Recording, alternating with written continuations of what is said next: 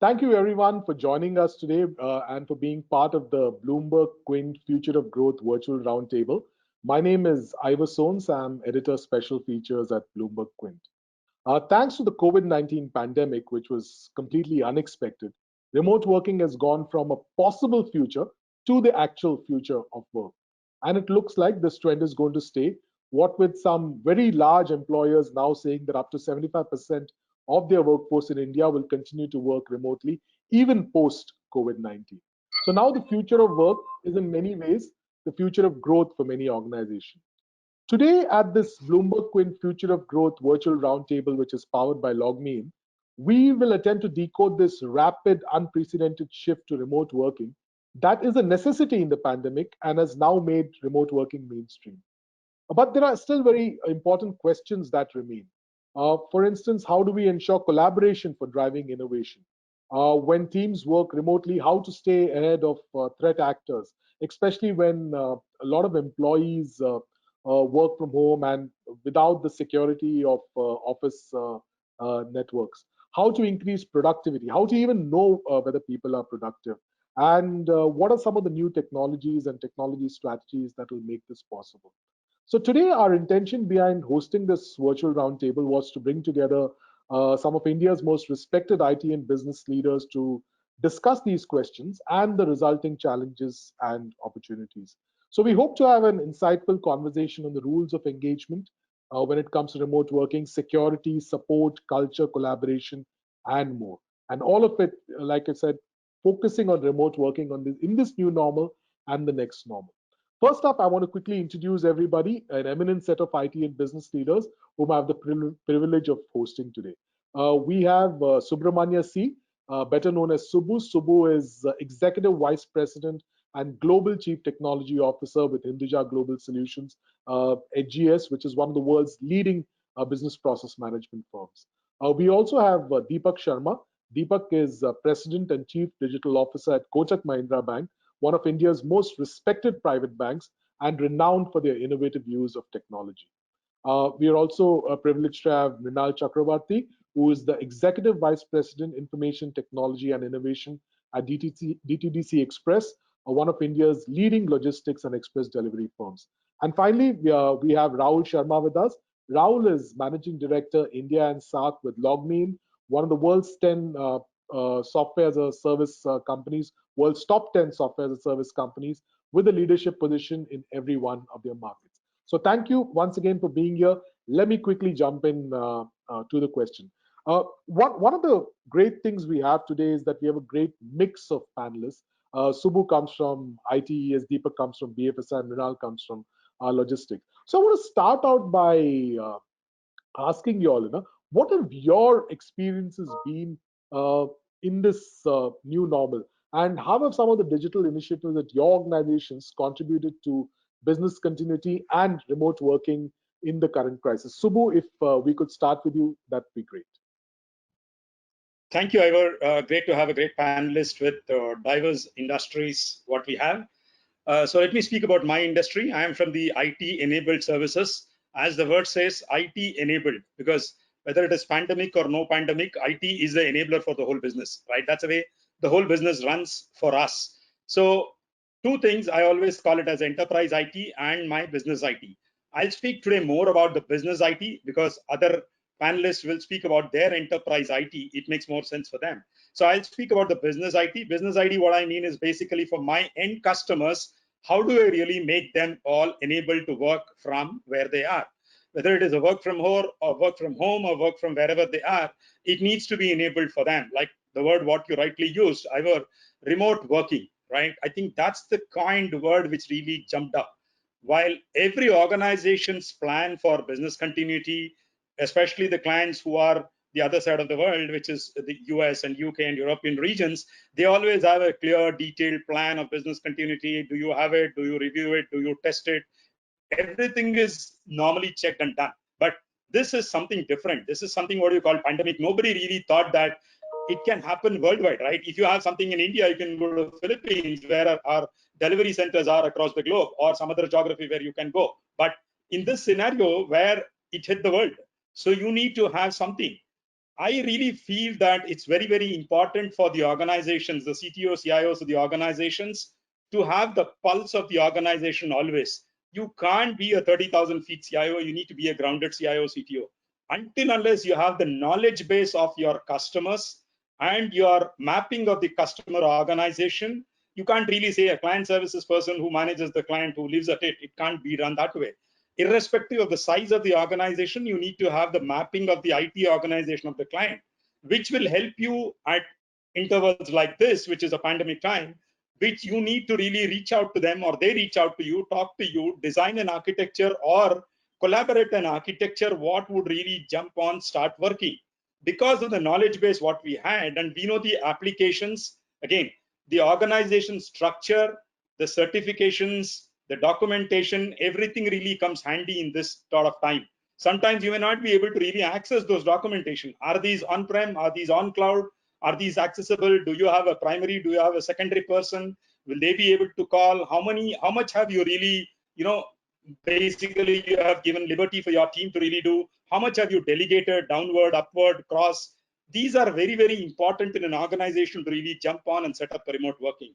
Today, I can proudly say, while we really got to know about this, and when we knew that we need to make the customers to work from home, I had to literally jump on and have a call with all my VPITs across the globe to jump and say that, okay, guys, let's start coming on. Let's look at where our hats, roll our sleeves, and let's get on.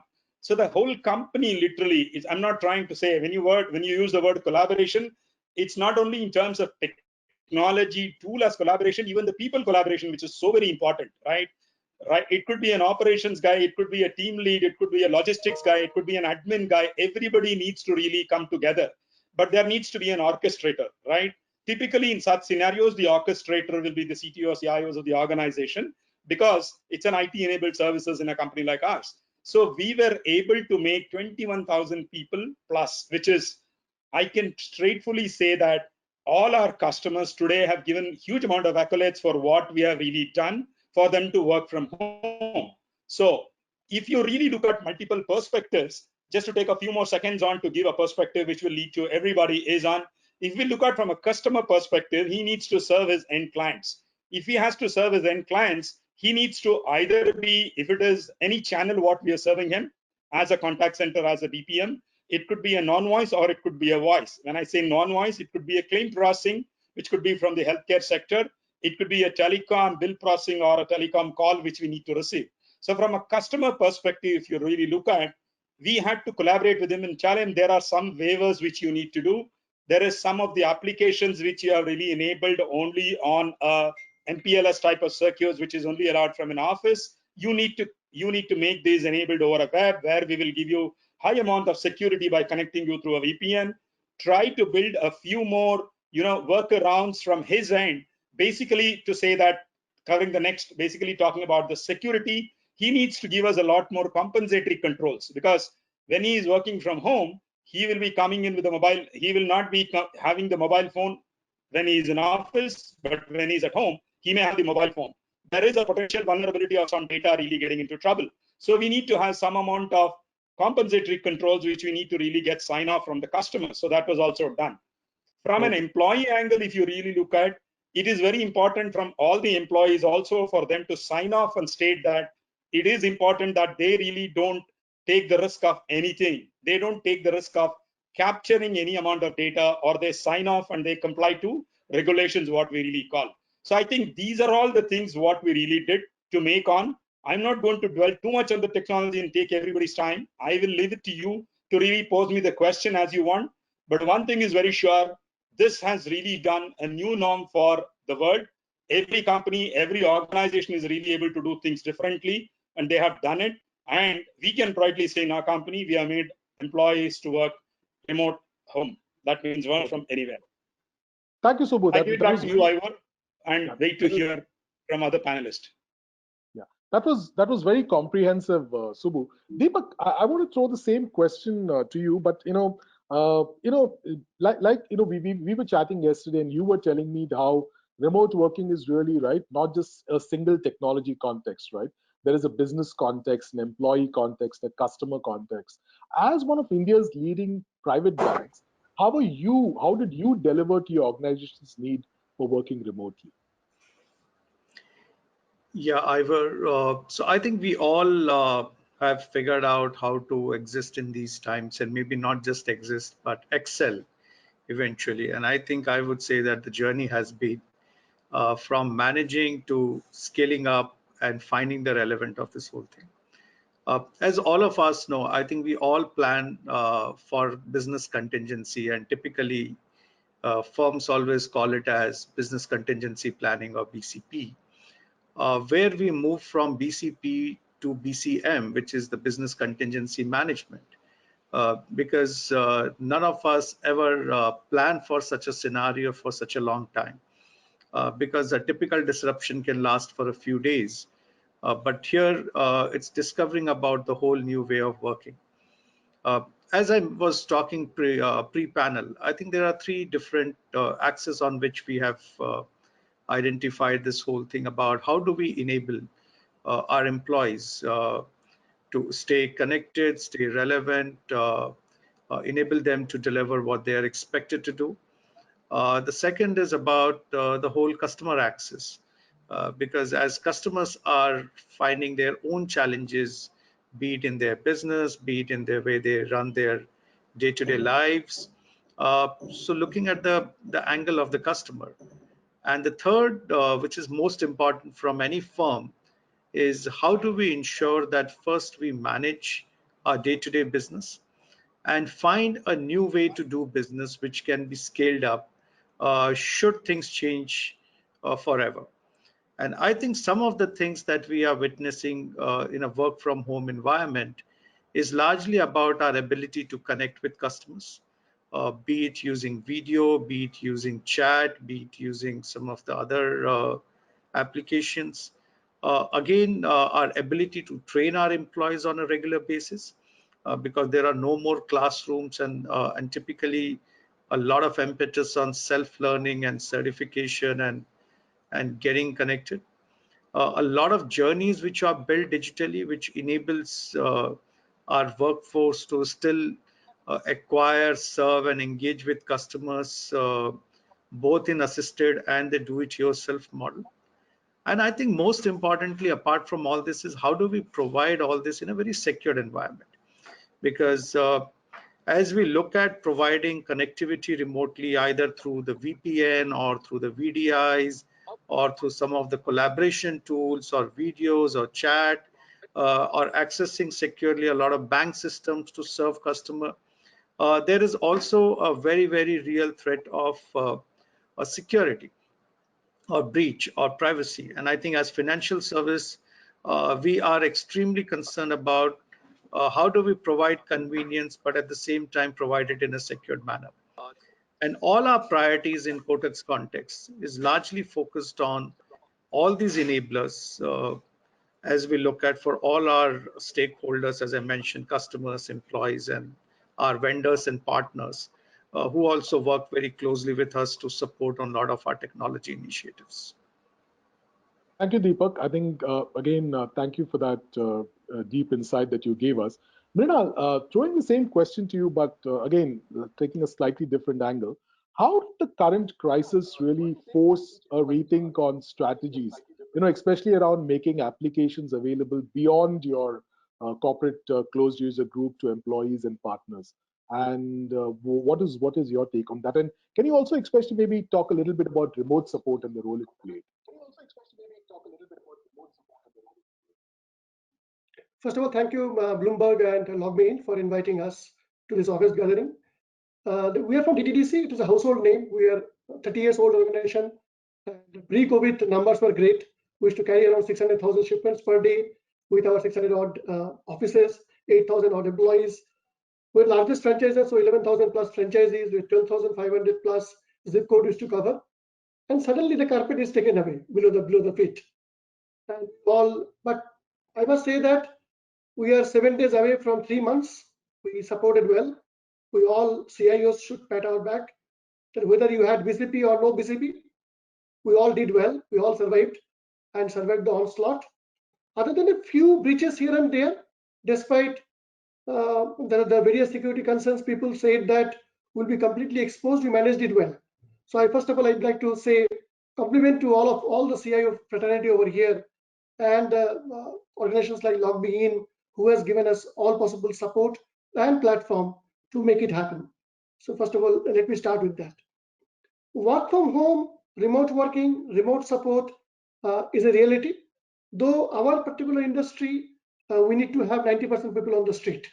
So our first job was how to protect the blue collar workforce, and they can be remain active. And I'm very happy to say that more than 2,000 of them remain truly productive by spending 12 to 13 hours a day behind various media, but they are become really productive and productive over there. And rest of the organization, we quickly tried to bring them back on the street. Despite all odds, we tried our level best. Despite the odds are happening around us, we remained on the ground. We are probably the second courier or logistics organization who were there on the market field for last 80 odd days and continuously given service. And on the effective supply chain, we became really critical part of the most of the organizations, and that's the way the opportunity came. Remote support, remote visibility would be the call for the day. Definitely, we from the CIO fraternity, we need to work harder with the business, because when the money is the parts is shrink considerably, then within this whatever we have in our pocket or in our wisdom, we have to organize how safe and secured way we need to organize to bring our employee. We have brought them, most of them are on secure internet through a VPN tunnel that we have organized for them. For the other organizations, means the people who are on the street, they are mostly using mobile terminals and mobile handle-based apps, which are mostly secured because it comes through a secured media over there, and we don't keep anything sensitive at their handle devices, like no address, no phone number, no monetary details are left on the mobile device. So that way it is pretty secure. We have only concern areas over there when you access our SAP through a VPN tunnel, and there lies the biggest threat. We have a comprehensive EDR policy, so that Mr. Deepak can tell more on that. Our endpoints are secured. So far, so good. Right now, at this point of time, it is 3:30 Indian time. We remain secured. We do not know what will happen tomorrow, but thanks to all of you that you made it possible, life better for us. You made a very important point, Mridhan, that business continuity planning or no business continuity planning, companies, I think that's essentially what COVID has done. So Rahul, thank you for joining us. And again, I think you've got the most interesting background among all of us. Those are some really lovely guitars. But Rahul, I wanted to ask you, as a vendor, and Mrinal is just stacked vendors like you. But what has been your experience in supporting CIOs and organizations? And if you could also give us a sense of what have been some of the security issues that you all have been able to help with? Could you do that for us? Yeah, absolutely. First of all, thank you for having this panel. It's a great initiative by you guys, and it's good to hear some of the industry-leading ideas coming from the panelists today. On your question around, as a technology partner, what have we seen happening here? I just want to make a comment or a couple of comments about what other panelists spoke before I give you my point of view on that. I think Subbu mentioned, his industry to be IT-enabled services, right? And if we think about a technologist's role inside any of their organizations, they're basically considered to be an enabler to drive the business. What COVID has done essentially is put technology in the front and center. It's no more an enabler. And if organizations are thinking about this as being an enabler, they're probably jumping on the bandwagon a little late. Today, you're finding technology to actually be an essential component of your entire business continuity planning, business continuity management. It was earlier thought to be an enabler which would support some parts of the organization, but not necessarily all of them. Think about pre-COVID times where essentially office meant going to a place and working from there, or work meant going to a place and working from there. Today, every organization is now thinking about how their workforce can work from wherever they are and in any condition that they are. And you talked about my background. I keep encouraging this with my team, at least, that when it's work from home, you're essentially working from a situation where your family is comfortable with. So you're actually invading their space. It's not the other way around. In an office environment, you can provide all sorts of good stuff that keeps the look and feel professional. But this is reality. I mean, I don't think so I will ever shy away from having this as my background, even if I continue working from home, forever. And people have to embrace that as a culture, right? Part of the reason why work from home was always looked at from a skeptical point of view was, we were not aware of what's happening, and organizations wanted to know more about how. But if you look at any statistics, and I'm sure there are people from 3 diverse industries, they can give us statistics. I am pretty certain that the productivity for their organizations must just have gone up in this lockdown period as well.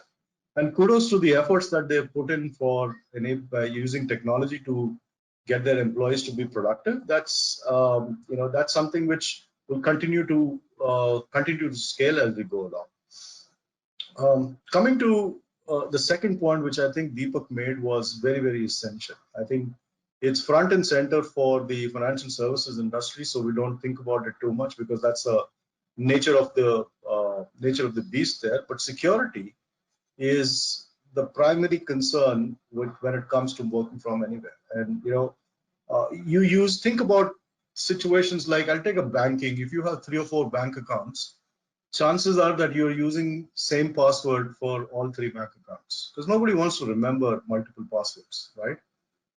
It's okay to do that in your personal life, because you're at the very most you're exposing your personal data at risk.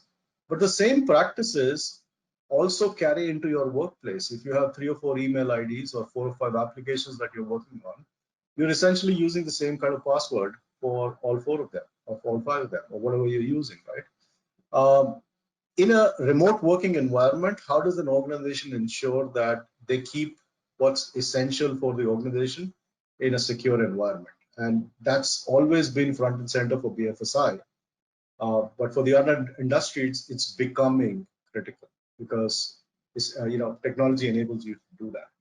In terms of adoption of what we're seeing, how are organizations pivoting from that? And this, again, Deepak talked on this, so I'll just elaborate this. In today's time, business continuity planning, or the new normal, what it's actually forcing organizations to do is to think about remodeling their business models. One of the times, I mean, pick up today's Times of India, and front page you will see, or on the business section, you will see an organization claiming that they will only have their factory workers and their R&D department going back to work.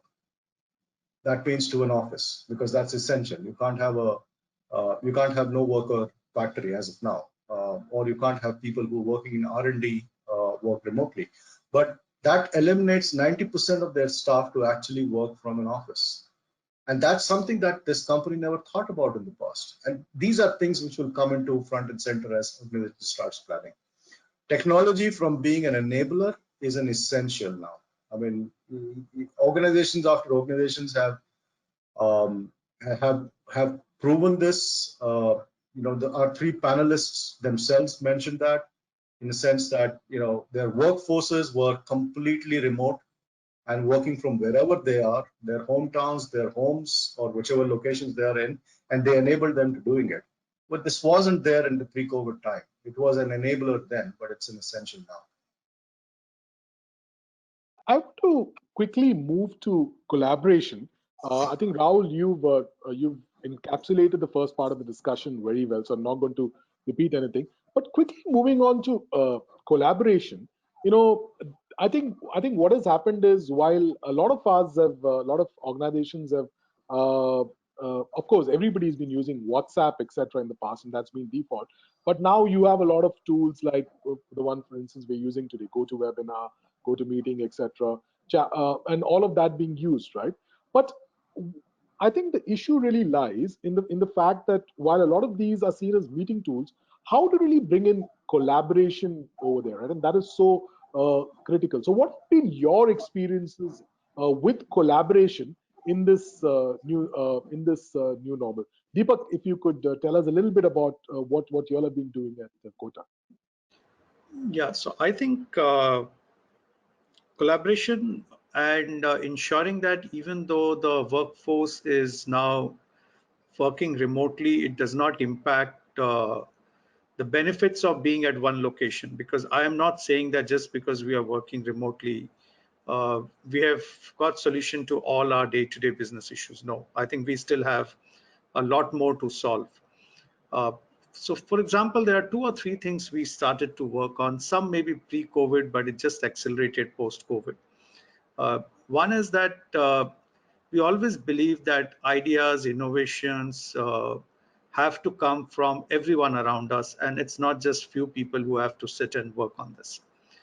So we created certain platforms for crowdsourcing of ideas, teams coming together and working on those projects, sharing of ideas, project status, so tools like your Jiras and your Microsoft Teams, and there are many such in-house platforms we have built over a period of time, which were in use for not just our teams to come together, but as I mentioned, in financial service, a lot of our projects and initiatives are done with our multiple partners.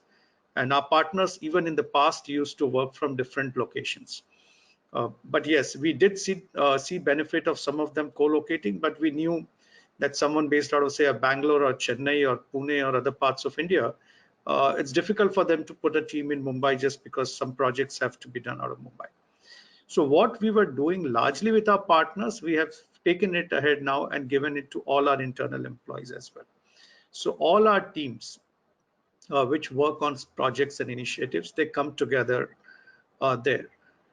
Project management has become again a very, very important thing. While PMOs used to run a lot of project management, now each self-sufficient team collaborates, shares the development. Similarly, probably say for the developers, stuff like GitHub, which was used largely for ensuring that all the codes are stored at one place. That has become now the new normal. So I think a lot of such platforms now have got a higher adoption because there's no other alternative. But I think while this is a reaction to no other alternative, in my mind, a lot of these things will become the default way to go as more and more people get comfortable using such tools. And people are questioning as to say, what is the value of even going back to work?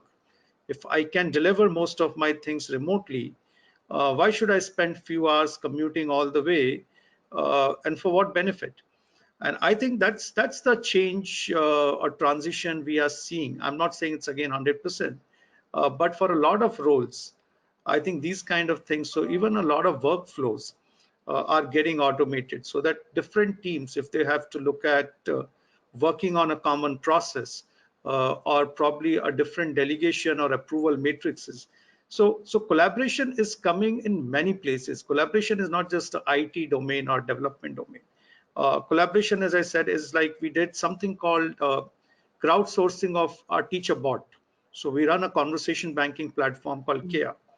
Now, we were working with a team that was involved in scaling up and skilling this conversational banking bot. We opened up this bot to all our 50,000 employees to say, hey, during lockdown, you guys have so much of expertise.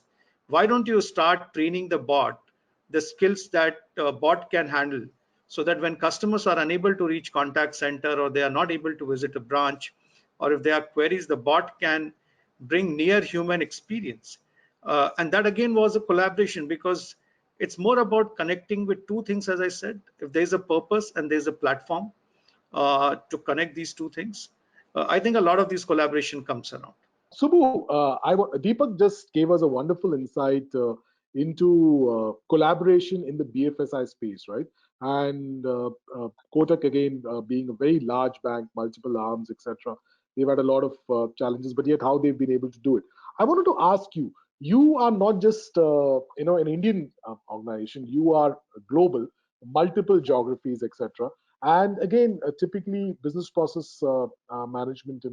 Often people don't have the kind of tools that, for instance, bankers and all have. And I also referred to this earlier, right? While we focused a lot on video meetings, etc., the real need is collaboration because going virtual means that many interactions diminish. Relationships recede, and the organizations becomes less interconnected. And while at the same time, the need for creative problem solving is perhaps greater than ever.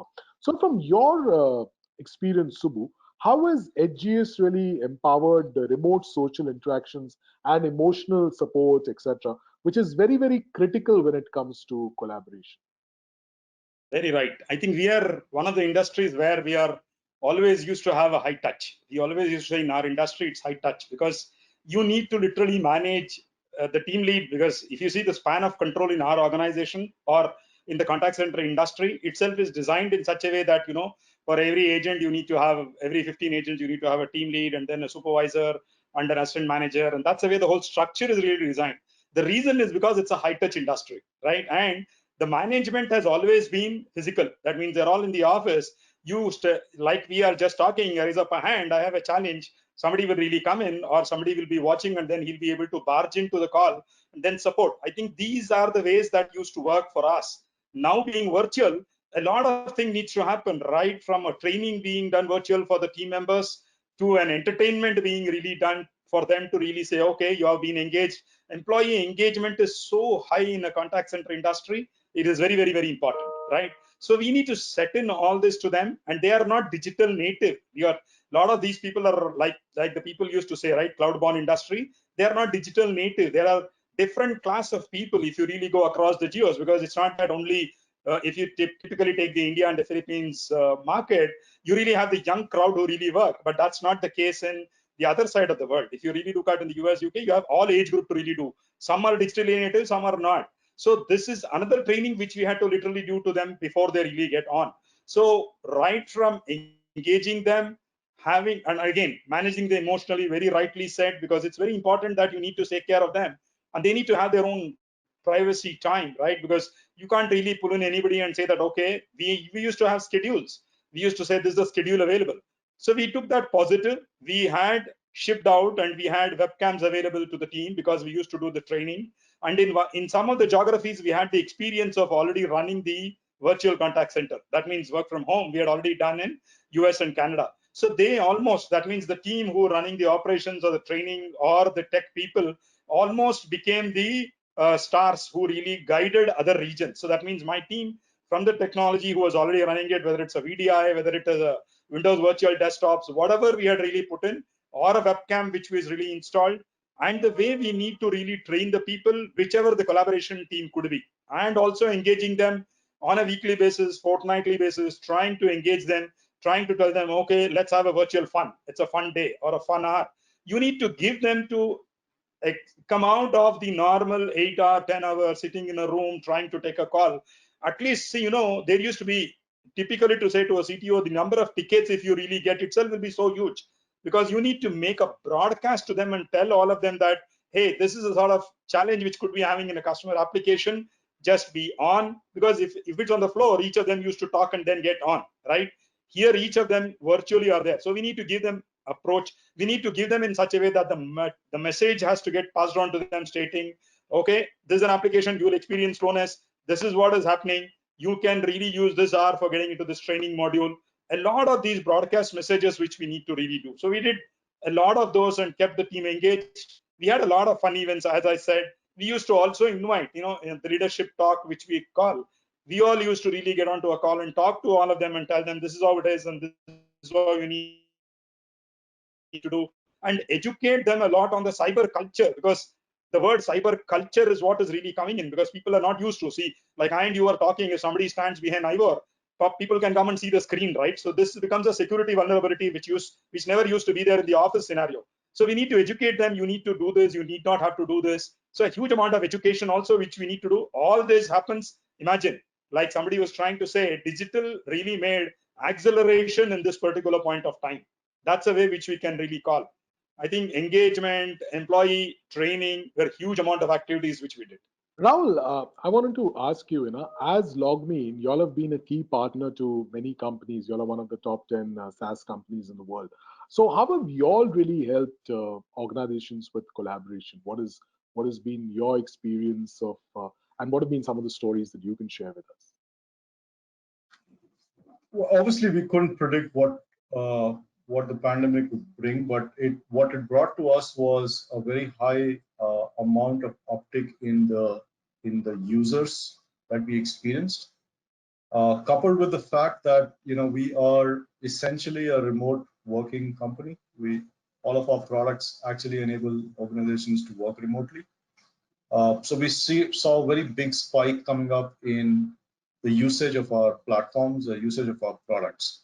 But I think what stands out for us was also this, was also our, we, for the first time, we realized that our vision of, empowering the modern workforce from wherever they are actually could be turned into reality, because now organizations are, this is becoming essential for them.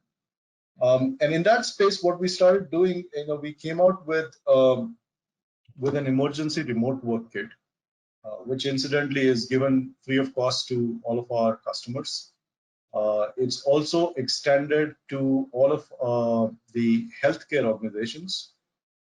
It's also extended to educational institutions, and it's extended to government organizations and not-for-profit companies. So we actually gave all of our customers and these 4 segments of business that I call out, emergency remote work kits, which meant all of their workforce could use GoToMeeting for free.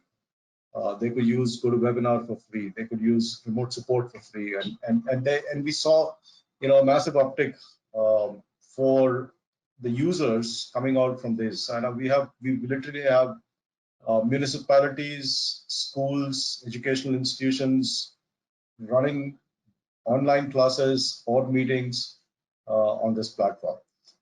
I think for us, what is front and center is to be sure that our ethos of providing technology which is scalable, which is secure, and which is easy to use, always remember that. I mean, our challenge these days is to try and see how we can keep building our infrastructure to keep supporting and serving those millions of customers that are signing up, or users that are signing up for using these emergency remote work kits. But it's a good challenge to have, I think. Absolutely. So that is a good challenge, right? We're really running out of time over here. So what I wanted each one of you to do was maybe talk a little bit, maybe, and each one of you, if you could do so quickly in a crisp way.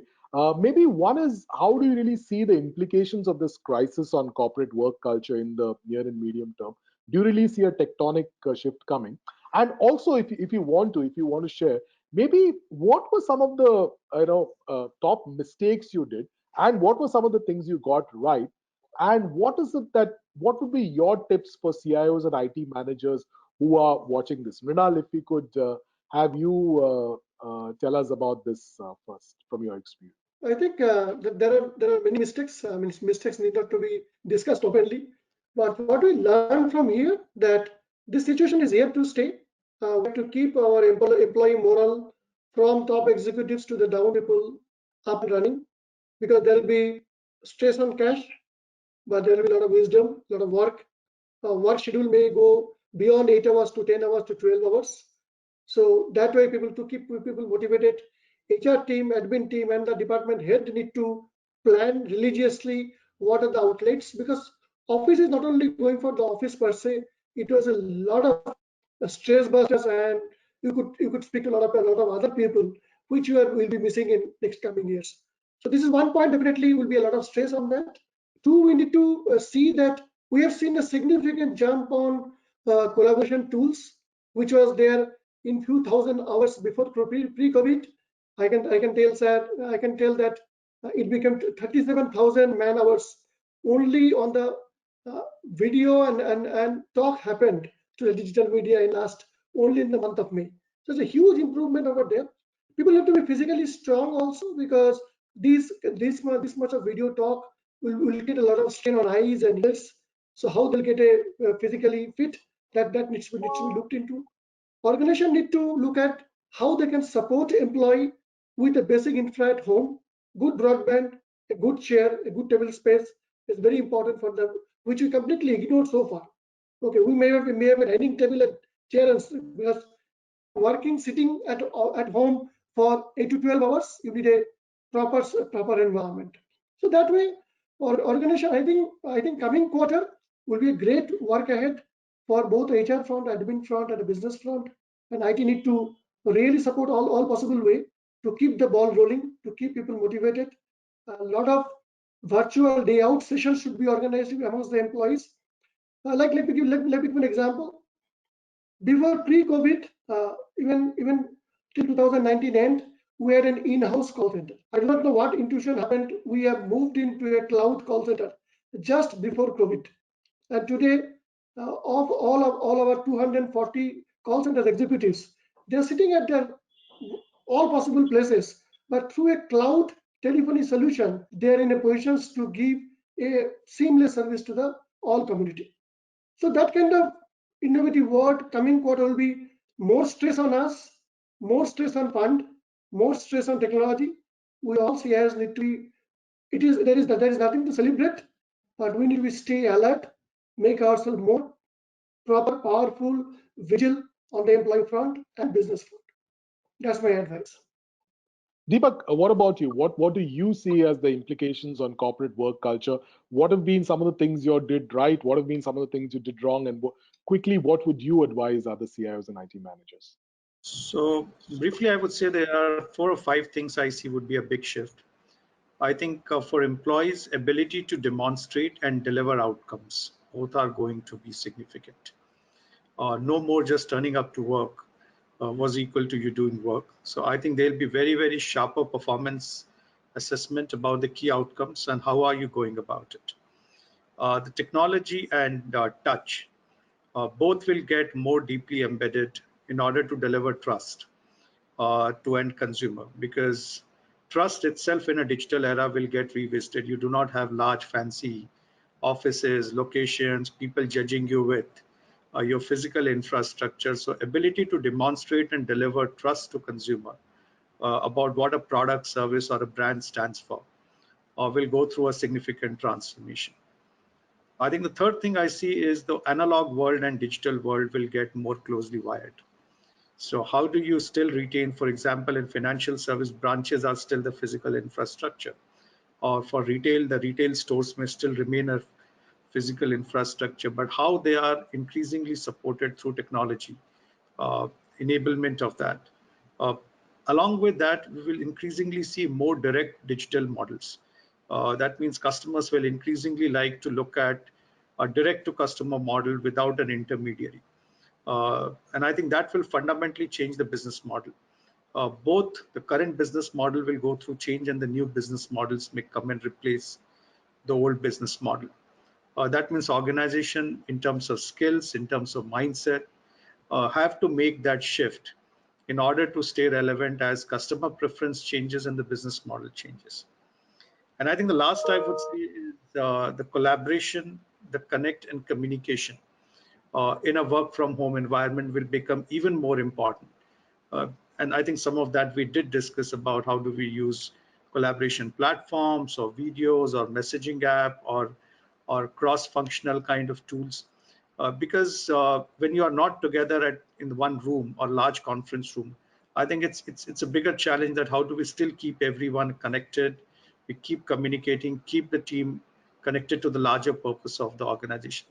And I think all of this is a mix of technology and mindset, which we will have to do together.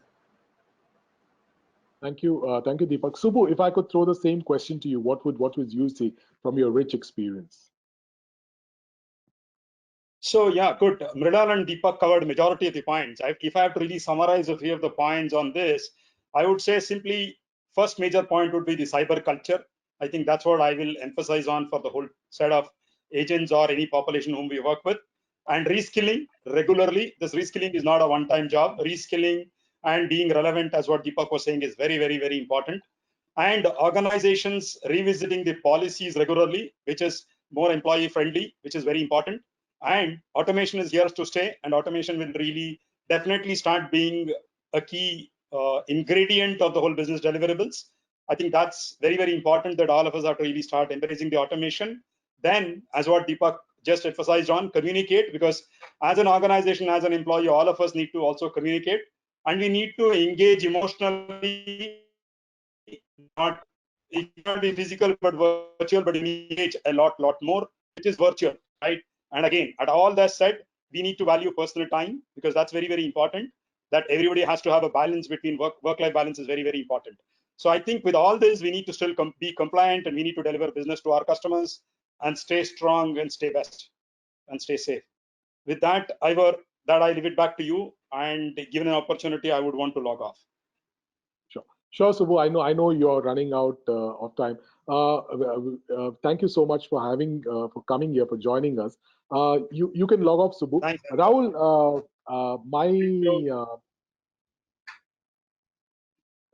yeah, you were saying? Yeah. Thank you, Subbu. Thank you so much. Thank you for joining us. Thank you. Bye. Thank you for your time. I know you have an appointment. Pleasure. Bye-bye. Yeah, bye.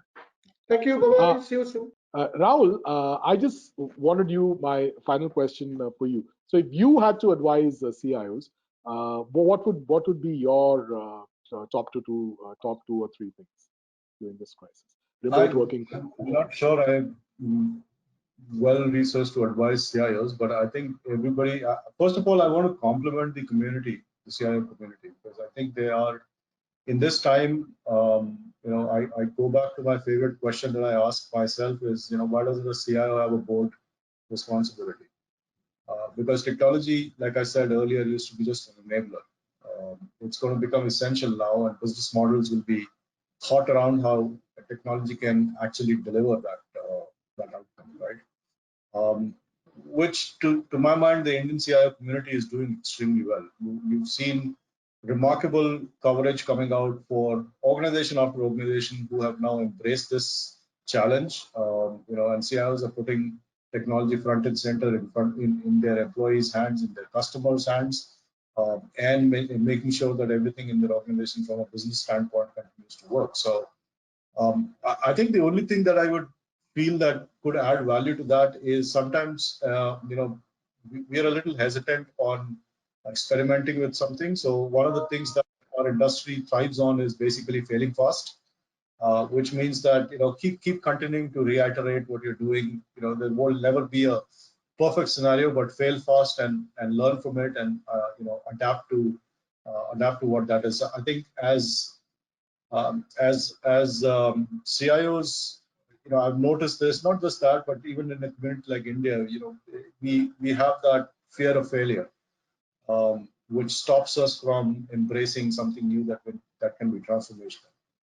And failing fast and iterating from there would be helpful for organizations to start scaling.